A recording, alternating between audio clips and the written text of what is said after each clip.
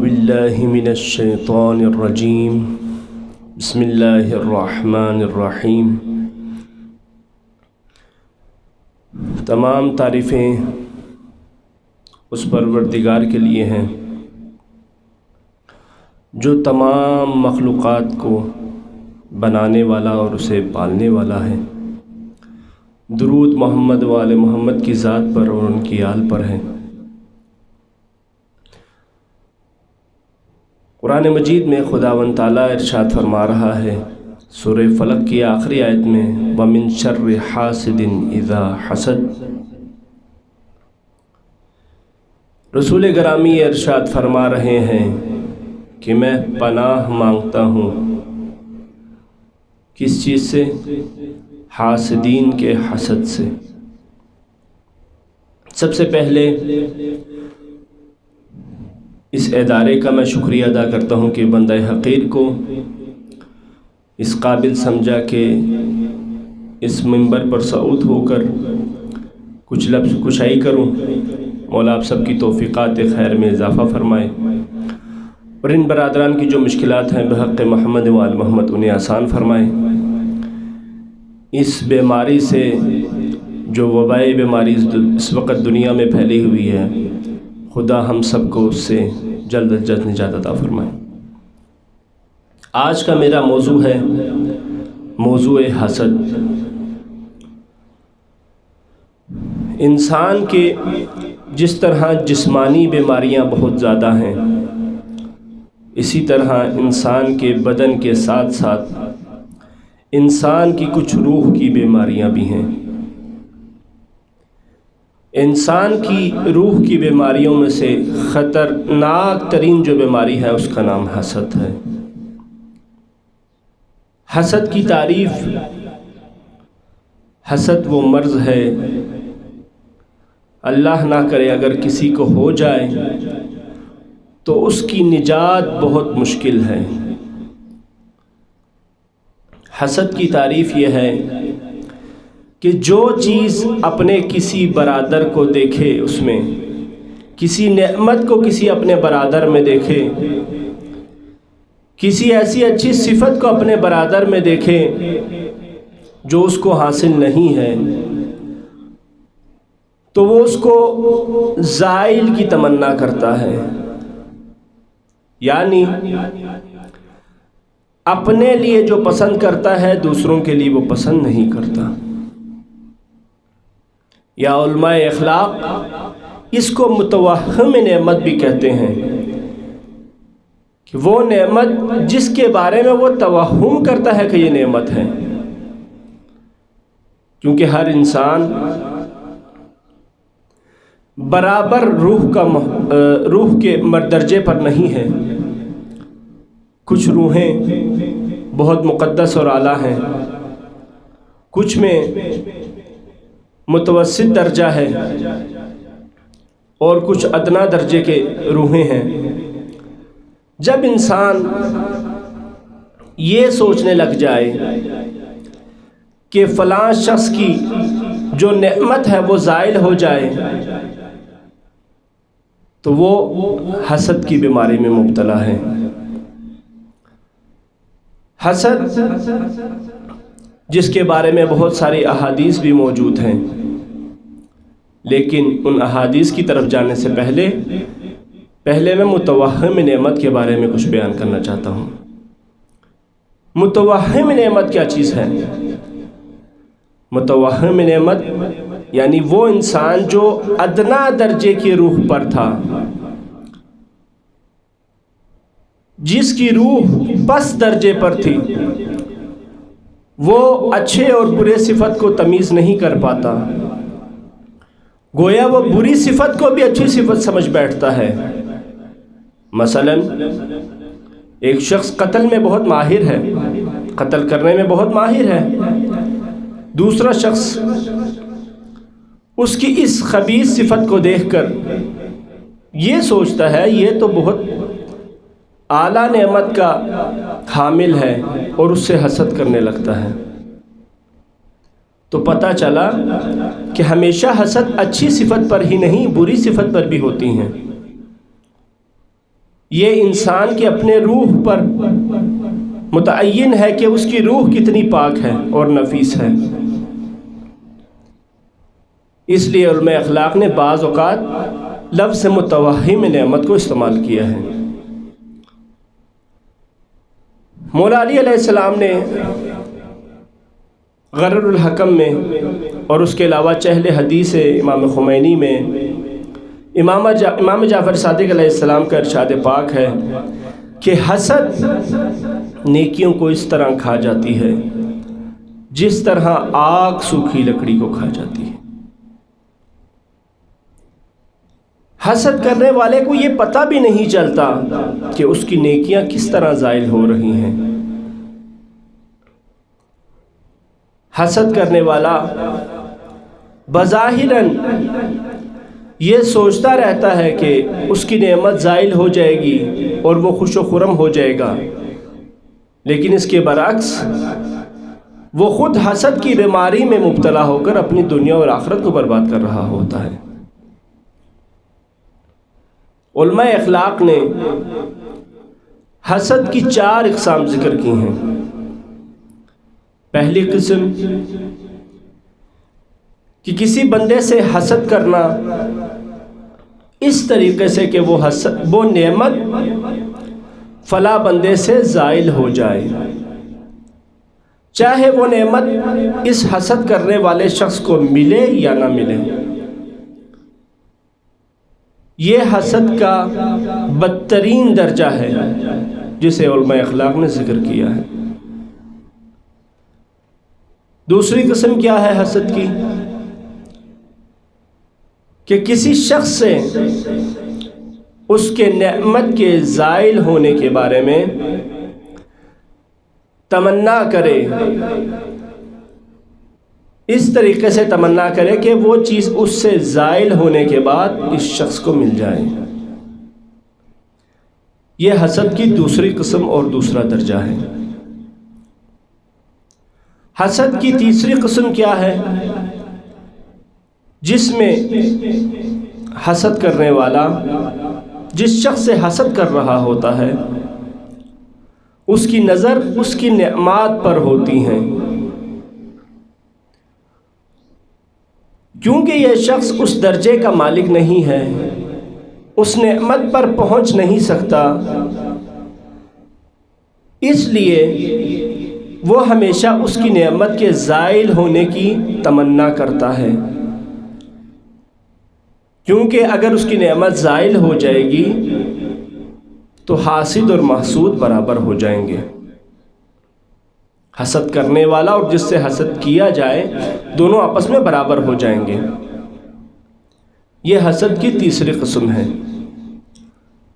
چوتھی قسم یہ ہے، یہ تقریباً تیسری قسم کی ہی ایک شاخ بنتی ہے کہ حسد کرنے والا تو یہ چاہتا ہے کہ جس سے وہ حسد کر رہا ہے اس کی یہ نعمت زائل ہو جائے، لیکن وہ نعمت زائل ہونے کے بعد اس حسد کرنے والے شخص کو ممکن ہے کہ وہ اس چیز کو حاصل کرے، لیکن اس کی عقل اور اس کی ایمان کی طاقت اس کو روک دیتی ہے۔ یہ حسد کا پست ترین درجہ ہے۔ آج ہم ہمارے موضوع میں متوہم نعمت کے بارے میں ذکر نہیں کریں گے، بلکہ حسد کی اس قسم کو ذکر کریں گے کہ جس میں انسان کسی اچھی صفت پر حسد کرتا ہے، بلکہ علماء اخلاق نے تو حسد کرنے والے شخص کو انسانیت کے دائرے سے بھی نکال دیا ہے۔ انسانیت کا دائرہ تو دور، حیوانیت کے دائرے سے بھی نکال دیا ہے۔ کیوں؟ کیونکہ کوئی بھی شخص اگر کسی دوسرے شخص کو کسی آفت و بلیات میں دیکھے، کسی مصائب میں دیکھے، اس کے مسائل کو رفع نہ کرے تو وہ انسانیت کے دائرے سے خارج ہے، وہ حیوانیت کے دائرے میں داخل ہے۔ لیکن حسد کرنے والا شخص تو مصائب کو دور کرنے کی بجائے خود مصائب کو اس شخص کے لیے لے کر آتا ہے، تو یہ حیوانیت کے دائرے سے بھی باہر ہے۔ جیسے کہ خود معصوم فرماتے ہیں کہ دین کے لیے جو سب سے خطرناک چیز ہے وہ حسد ہے۔ خاتم النبیین جیسے، مرسلین جیسے پیغمبر روزانہ 7 چیزوں کی خداوند تعالیٰ سے پناہ مانگتے ہیں، اس میں سے ایک حسد ہے کہ بارہ الہ مجھے اس حسد جیسی بری بیماریوں سے بچا کے رکھنا، اور جو اس بیماری سے بچے گا اس کے درجات بھی بہت بلند ہیں۔ کلیم اللہ حضرت موسیٰ پیغمبر جیسے نبی جب خداوند تعالیٰ سے کلام کر رہے تھے تو کیا دیکھا کہ عرش الہی پر ایک شخص ہے جس پر رحمت الہی کا سایہ ہے۔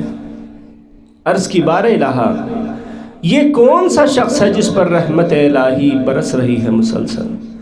کہا اے موسیٰ یہ وہ شخص ہے کہ جب میری نعمت بندگان خدا پر برس رہی تھی تو یہ صبر و شکر کرتا تھا اور ان سے کبھی حسد نہیں کرتا تھا۔ حسد کرنے والا کبھی بھی بلند درجے پر نہیں پہنچ سکتا۔ حسد کرنے والا کبھی مومن نہیں ہو سکتا۔ کیوں؟ کیونکہ مومن خدا کی عطا کردہ رزق پر صبر و شکر کرتا ہے، جبکہ حسد کرنے والا خدا کی نعمتوں کو مومنین پر برستا دیکھ کر شکوہ کرتا ہے۔ مومن ہمیشہ خندہ پیشانی سے پیش آتا ہے، لیکن حسد کرنے والا ہمیشہ بے چین رہتا ہے۔ مومن ہمیشہ یہ چاہتا ہے کہ خدا کی نعمات مسلسل تمام خلق انسانیت پر برستی رہیں، جبکہ حسد کرنے والا اس کے برعکس ہے۔ مومن ہمیشہ یہ چاہتا ہے کہ خداوند تعالیٰ کے عدل کو دنیا کے لیے ثابت کرے، لیکن افسوس کے ساتھ حسد کرنے والا خدا کو عادل نہیں سمجھتا۔ اگر وہ خدا کو عادل سمجھتا تو جو نعمات اپنے کسی برادر مومن پر دیکھتا ہے اس پر حسد نہ کرتا۔ ہاں، حسد کے لیے کچھ استثناءات بھی موجود ہیں۔ ہر حسد جہاں پر ایک برائی نظر آتی ہے وہاں پر علماء اخلاق نے استثناء بھی کیے ہیں کچھ چیزوں کو۔ حسد کے 2 مرتبے کو علماء اخلاق نے استثناء کیا ہے۔ پہلا مرتبہ، اگر کوئی ایسا درجہ، اگر کوئی ایسا رتبہ کسی فاجر کو، کسی فاسق کو، کسی کافر کو ملے کہ جس سے وہ مومنین کو، دین اسلام کو اور مذہب حقہ کو تکلیف پہنچائے، اس شخص سے حسد کرنے کو علماء اخلاق حسد نہیں کہتے ہیں، بلکہ اس کے بارے میں گناہ بھی ذکر نہیں ہے۔ یہ پہلا استثناء تھا۔ دوسرا استثناء جس کو غبطہ اور منافسہ بھی کہتے ہیں۔ غبطہ اور منافسہ یہ چیز ہے کہ کسی بھی نعمت کے بارے میں تمنا کرے کہ خداوند تعالیٰ وہ نعمت جو تو نے فلاں شخص کو عطا کی ہے مجھے بھی عطا کر۔ یعنی اپنے کسی برادر مومن سے زائل نعمت کی دعا نہیں کر رہا ہے، بلکہ خود الگ سے خداوند تعالیٰ سے یہ دعا کر رہا ہے، خداوند تعالیٰ جس طرح تو نے اسے عطا کیا ہے مجھے بھی عطا کر۔ خدا سے راز و نیاز کر رہا ہے، خدا سے طلب کر رہا ہے۔ اس کو علماء اخلاق نے منافسہ یا غبطہ کا نام دیا ہے۔ یہ ایک اچھی چیز ہے، یہ انسان کے ایمان کو مضبوط کرنے والی چیز ہے۔ اس کو علماء اخلاق نے حسد نہیں کہا، اس کو استثناء کیا ہے۔ حسد کے شکار زیادہ تر کون لوگ ہوتے ہیں؟ علماء اخلاق نے بہت سارے اسباب ذکر کیے ہیں، دامن وقت میں گنجائش بھی نہیں ہے، انشاءاللہ مختصر بیان کر کے آپ کی زحمتوں کو تمام کروں گا۔ جو شخص تکبر کرے، متکبر ہو، وہ ہمیشہ حسد کے اس دلدل میں پھنستا ہے۔ وہ شخص جو تعزز ہو، تعزز اسے کہتے ہیں کہ کوئی شخص یہ متوہم کرے، یہ وہم کرے کہ فلاں شخص شاید مجھ سے تکبر سے پیش آئے، جس پر وہ حسد کرتا ہے۔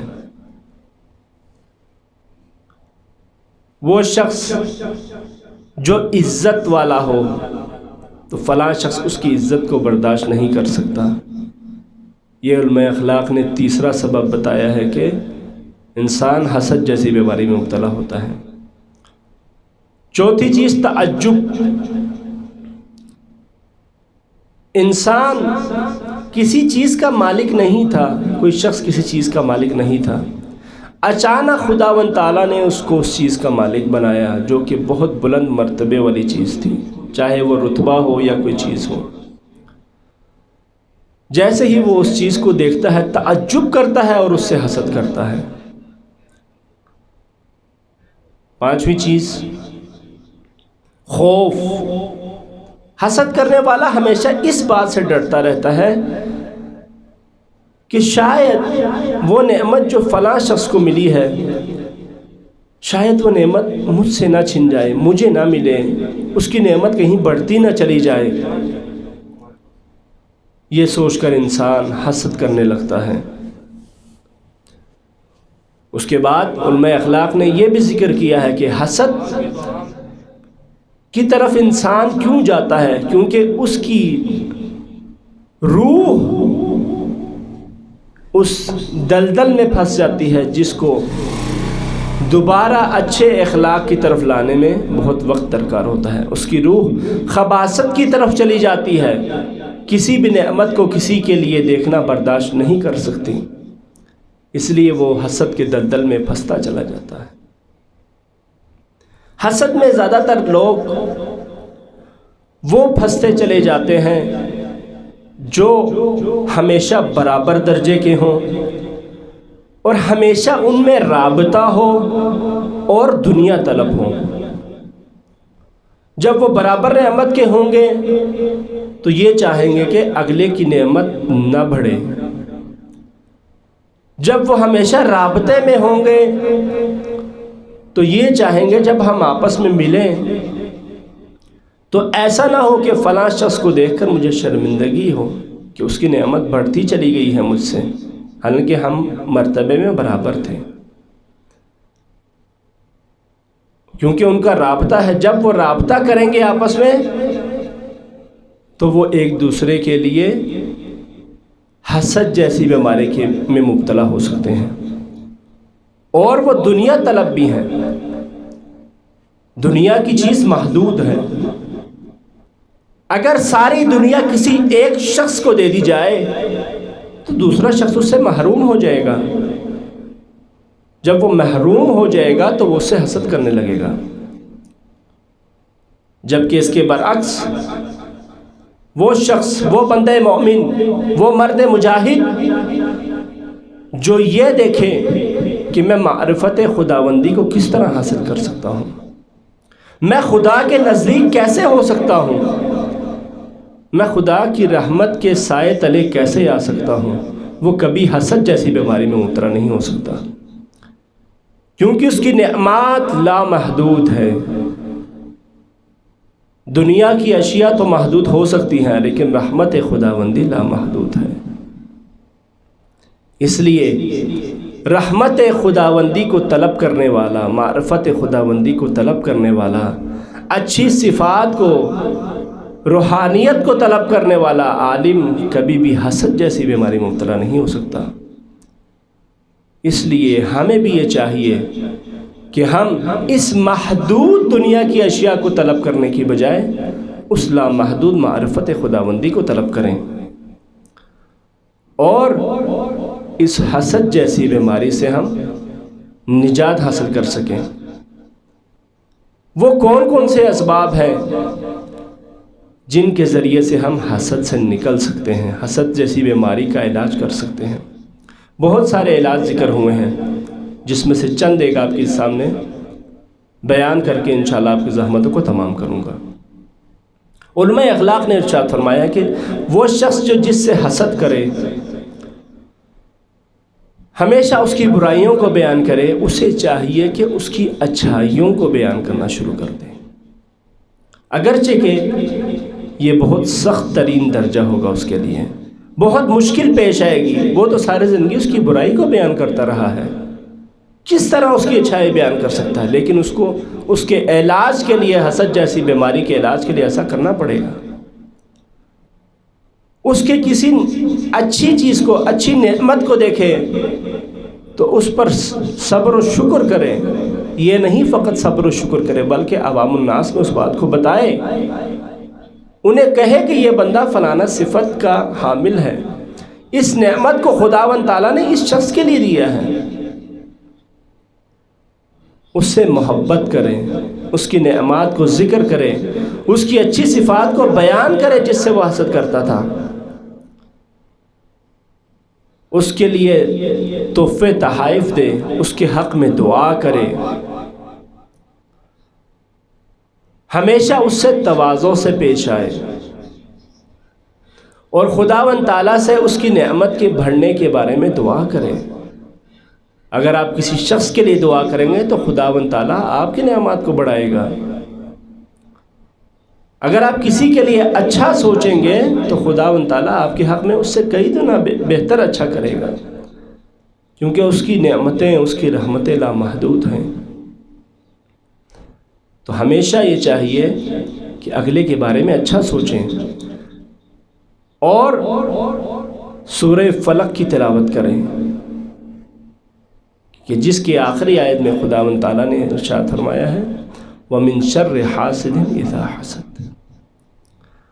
اور اسی آیت کے ساتھ میں بارگاہ خداوندی میں دعا کرتا ہوں کہ بار الہ ہماری اس قلیل سی عبادت کو اپنی بارگاہ میں قبول و منظور فرما، تمام مومنین و مومنات دنیا کے جس کونے میں بھی آباد ہیں ان کے جان، مال، عزت، آبرو و ناموس کی حفاظت فرما، ہم سب کو ہر قسم کی آفات، بلیات، ہر قسم کے امراض، چاہے وہ روحانی حسد جیسے امراض ہوں یا باقی جسمانی جتنے امراض ہوں، ان سب سے ہمیں نجات عطا فرما، اور جو مریض و مریضہ ہیں بحق بیمار کربلا ان سب کو شفائے کلی عطا فرما، ہماری اس قلیل عبادت کو اپنی بارگاہ میں قبول و منظور فرما، امام زمانہ علیہ السلام کے ظہور میں تعجیل فرما، اور ہم سب کو ان کے اعوان اور انصار میں شامل فرما، اور محمد و آل محمد بلندتر صلوات۔